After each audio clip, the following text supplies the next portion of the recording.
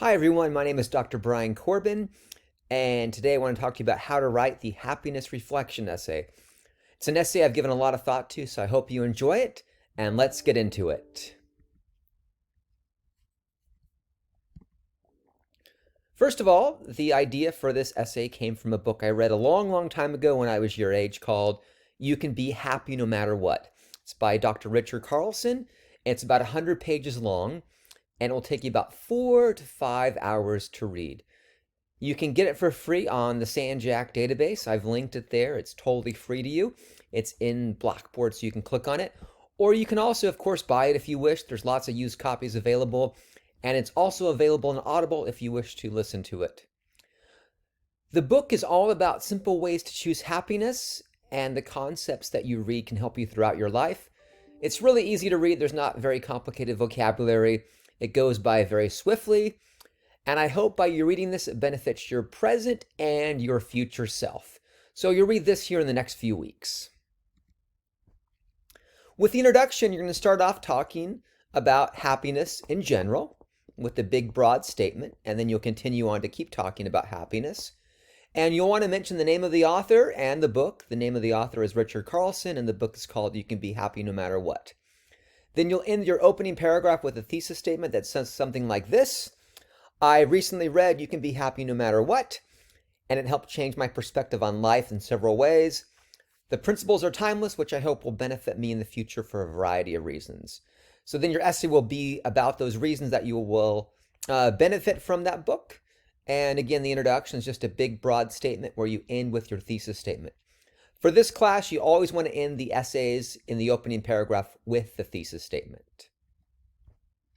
Your body paragraphs is where you're going to get into the meat of what you learned and how you think that book and the concepts will benefit you. It's important to not summarize every chapter. You want to come up with about 4 or 5 ideas you learned from the book. Each idea should have its own paragraph.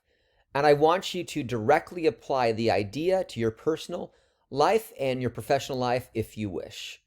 You need at least 4 body paragraphs for this class, at least for this essay.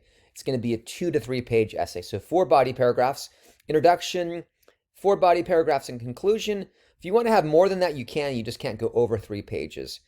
Also keep in mind for this essay that you will be sharing it with the class. So if you get too personal, other people may read it. Not everyone will, but other people might read it. So keep that in mind. Tips. Avoid contractions. In APA style, you want to avoid contractions. In general, you want to refer to the author by his or her last name, not just for this assignment, but for all assignments where you use outside sources. Richard Carlson is the author's last name, and I want you to make sure you go back and you check the syllabus to make sure you're following the assignment instructions exactly as outlined. Do not use more than 2 short quotes, and the bulk of the writing should be your own words and paraphrases. Do not give me an essay full of quotes. You will not get a good grade on that. Make sure you follow APA formatting, which is 12-point Times New Roman font, double-spaced, 1-inch margins, and also, of course, a title page and a reference page for You Can Be Happy No Matter What. In the conclusion, you want to ask yourself the question, so what? You just wrote 2 to 3 pages. Why should anyone care about what you wrote? And what are the key takeaways from what you learned? Explain the significance of what you learned from the book, and that will help you write a good conclusion. And that's it. Please refer to the syllabus for more details on the assignment, and you can email me with questions as well. I'll be happy to help you.